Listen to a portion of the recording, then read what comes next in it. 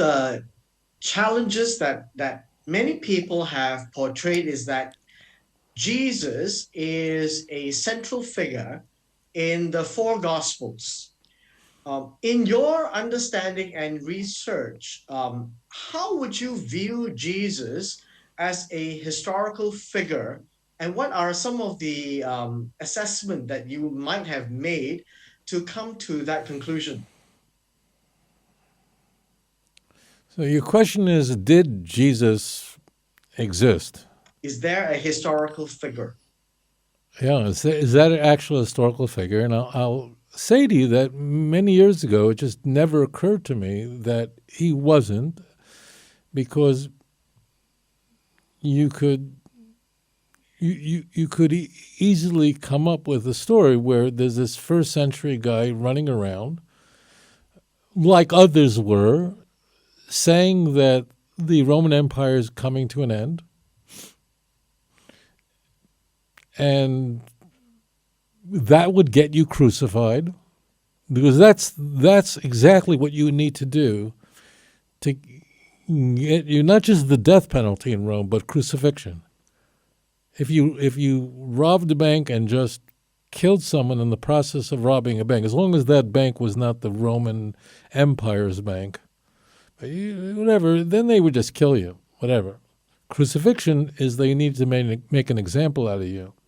That's only for treason. So I believe it really ties into Nazareth, the city of Nazareth. Now, not the Nazareth that today is a fairly large city in Israel, the large Christian community.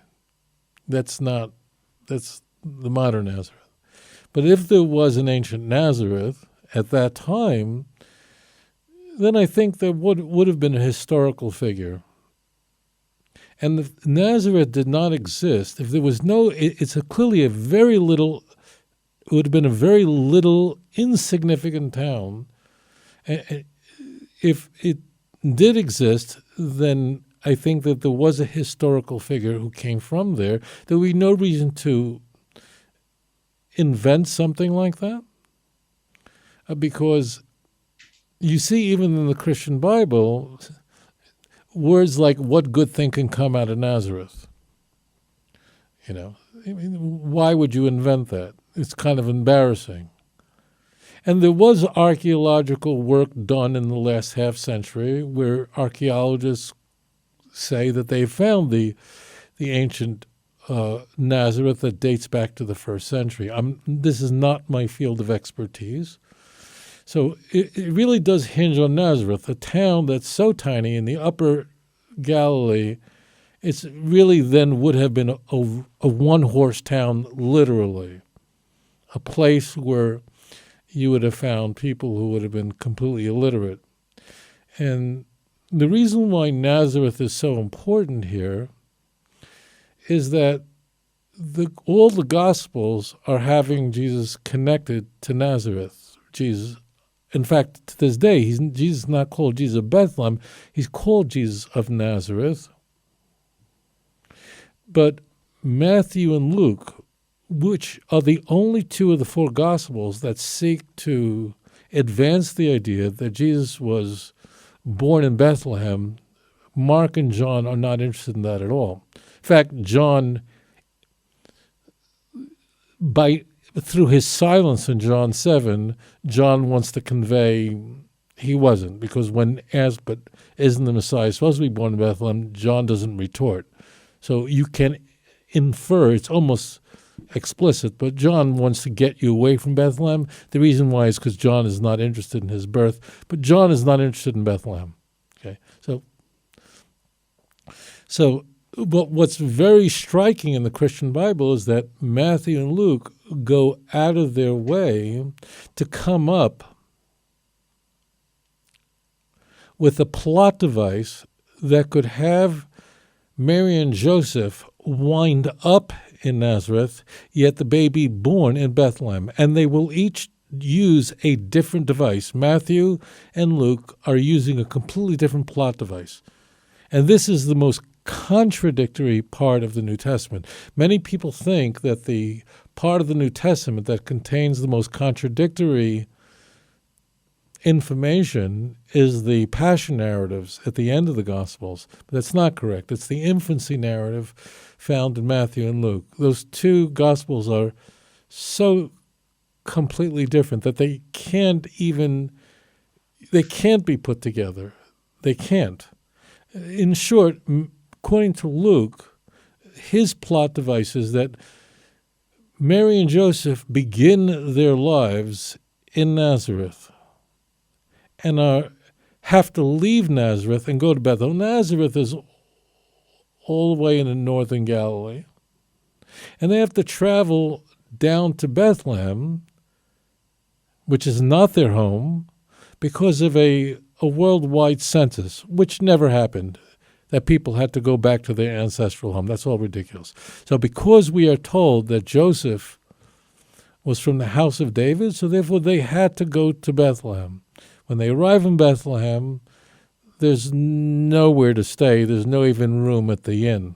So they have to stay in a barn, and Jesus is born in a place that horses eat from, which fits well with it because the idea is to show that Jesus came from nothing. He was born in the most insignificant city. He was born in the most insignificant kind of building, and he was born in a place, he comes from a place that's so low that only horses eat from it, a manger. So it all fits that theme. And yet from that emerges the Son of God. That's the whole theme. Okay? And then we are told in the book of Luke that the shepherds come, whatever. That's not, all that part's not important. But then following his birth, Mary and Joseph return to Nazareth, going back up north. It's, let's say, about a 90-mile trip. But stop along the way a month later in order for Mary to bring the requisite offerings that are prescribed in the book of Leviticus. And then the family returns back to Nazareth, and that's where Jesus is raised. So this is very important. According to Luke, the family's hometown, it means Joseph and Mary start out in Nazareth, go down to Bethlehem to give birth because of a census, and then return back to Nazareth, going back up, but along the way, because between Bethlehem, which is south of Jerusalem, not that far south, whatever it is, 15 miles south, whatever, it's short. So along the way, they stop off in Jerusalem to the temple where Mary brings the requisite offerings that a new mother would offer, and then make their way back to Nazareth, and that is where little Jesus would be raised. And we actually have a story about Jesus as a young child only in the book of Luke, visiting Jerusalem again with the family. And there's a whole temple story that only appears in the book of Luke. It works well with Luke. It does not work well with Matthew, and therefore you won't find it in Matthew. Everything I'm telling you, you could just go, well, what if? And then you can figure out, well, then you wouldn't. Well, Matthew is not just strikingly different, but completely different. Matthew presents his infancy narrative where Jesus, his family, his mother and father, come from Bethlehem. That's where their home is, in Bethlehem. There's no worldwide census that brings them to Bethlehem. They are there already. That's where it all starts out. There are magi, people, non-Jews coming from the east, following a star. It's not three. The number is not given, but there are three gifts, so people assume there are three magi. Whatever. People following a star, but the family, and they're trying to find the home of where the Messiah will be born. So Mary and Joseph start out in Bethlehem. And Jesus there's nothing. Therefore, without asking you, without researching this, if I turned to you and asked, is there any mention of not being room at the inn in the book of Matthew? Without even looking it up, would you know the answer? If what I'm telling you is correct, you would know that the story about not having enough room at the inn could not possibly exist in the book of Matthew because it doesn't work with his story. And you'd be right. There's nothing about Jesus born in a manger in Matthew. You could know that without looking it up, based on what I've told you, because it doesn't work with Matthew. So Matthew is the reverse of Luke, with a real interesting spin. Matthew has Mary and Joseph start out in Bethlehem. Now, Luke and Matthew both want Jesus to be born in Bethlehem. Why? Because Bethlehem is a city where King David was born in. They want him born in the city that David was born in. See 1 Samuel chapter 17, verse 58. That's where David was from. They want him born in the city of David. It's really that simple. And they invent stories to make that happen. But in Matthew's story, there's no going to Jerusalem after 30 days for Mary to bring the requisite offerings and then continuing on to Nazareth. Oh, no, nothing like that. Rather, in Matthew, Joseph is told in chapter 2, verse 13 through 15, that, in fact, Herod is coming to kill the child because Herod found out that the king of the Jews was born in Bethlehem. Take the child and his mother and go down to Egypt and be thou there until I give thee word, because Herod is seeking to destroy the child. And that's what they do. So they don't go up to Jerusalem. They go down to Egypt. Egypt would have been outside of the jurisdiction of Herod the Great. So the Holy Family go down to Egypt. There are paintings of this. You see how the both could not happen. And they are there until the death of Herod. I don't want to go off, but we have another lie here where Matthew says that this is to fulfill what was written by the prophets, that out of Egypt have I called my son. Matthew says this in chapter 2, verse 15. To fulfill what was said by the Lord through the prophets, out of Egypt have I called my son. That's a quote of Hosea chapter 11, verse 1. I don't want to spend time on this, but if you go back to Hosea 11:1, and every Christian Bible in the world will cross-reference this, you will see that the text originally says, when Israel was a child, then I loved him, and out of Egypt have I called my son. The text is ripped out of context completely, has nothing to do with the Messiah. And if that doesn't convince you to leave the church, nothing will. This misappropriation of a passage. All you have to do is, you don't have to use a Jewish Bible. Use your King James, you use your New International Bible. I don't care what you use. Cross-reference Matthew 2, verse 15, and Hosea chapter 11, verse 1. Throw away your Christian Bible, throw away everything Christian you have, and run for your life. Because this is a scam. But I've diverted a moment, but this point is just too important to ignore. The family then waits in Egypt until Herod the Great dies. Now, logically, once Herod the Great dies, Herod is the boogeyman there. Herod is the one who's seeking to kill the child and has killed all the infants in Bethlehem. There's no record of that in history, but whatever. I don't want to stop proving from silence. Just that didn't happen, but let's move on. It's a plot device, but let's move on. I want to get to the point. So logically, in Matthew's story, it would if the king is dead, then it is now safe to return back to Bethlehem, and that's the intent in Matthew. But Joseph is now warned that you really can't go back to Bethlehem. Why?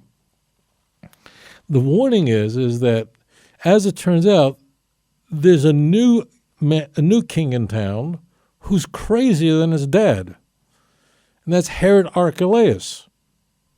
And that's a historical figure. And Herod Archelaus, who becomes, we'll call him king. He's tetrarch over Judea, over the south. Well, he takes over Judea. Leave it there. He is a nut job, crazy than his father. His father was crazy, but this guy's crazier. So Joseph is informed that he has to go back to the Holy Land, but he cannot go back in the same way that he came, and he has to go back to Nazareth, because Nazareth is in the north. It's in the Galilee. It does not fall under the sovereignty of Herod Archelaus. So the family then goes to Nazareth. They don't go back home to Bethlehem, and this is a long time later, because to avoid Herod Archelaus. These two stories couldn't both have happened. Independently, the stories are loaded with problems. This stark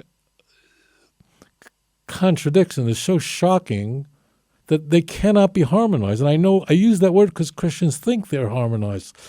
They think that on midnight mass and Christmas as the stories are told over in churches, and they can't be. Now, the question is, why does Matthew and Luke work so hard to come up independently without seeing each other's book? Why do they work so hard to come up with this lie that Jesus was born in Bethlehem? Because everybody knew he's from Nazareth. But if the guy is a completely invented figure, why don't you just have him born in Bethlehem? Why do you need Nazareth altogether? It seems very clear to me, it's counterintuitive, that it is the lie of these contradictory narratives, infancy narratives, that conveys that there's someone historical behind it. Because if this is a story created out of whole cloth, that means there's nobody comes from Nazareth, and Nazareth doesn't exist. There is no historical Nazareth. There's nobody. There's nothing. There's no Jesus. He is therefore a composite personality, sewn together from other figures in history. If that's the case, then why do you need Nazareth altogether? So Matthew and Luke are working too hard to come up independently with narratives that are contradictory, and it's strange because it's counterintuitive, but it's the lies in the New Testament that reveal that there was someone historical. However, there's the caveat. If the city of Nazareth did not exist in the first century, and I want to just change that, if the town of Nazareth, this tiny little town, did not exist in the first century, if that was invented, then Jesus never existed. If the tiny town of Nazareth, that one-horse town, did exist, then no one would have invented this, and Matthew and Luke would not have worked that hard. So it really hinges on that point. In my view, the lies in the Christian Bible, this is just one example, point to a historical figure that did not claim to be the Messiah. That's very important. Jesus is not running around saying, I am the Messiah. And that would work well with Jewish records of Jesus, where he is not condemned for being a false Messiah, but rather that's a claim made for him later, and that's why in the book of Mark, there's no mention of Jesus being the Messiah. For the first 8 chapters of the book of Mark, what is so striking is that it's the big secret, and nobody knows who he is, and anyone who figures it out is told to shh, don't tell anybody, to be silenced. Where would that come from? Why would that idea infiltrate the earliest gospel? It's likely because to explain away that the problem, to push back against the apologetic, as an apologetic to what the guy never said he was the Messiah.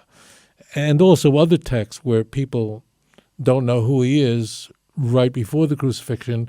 Who do you say I am? And nobody knows. And when Peter does say he's the Christ. The text in Matthew makes it very clear that Peter could have not heard this from anyone, from flesh and blood.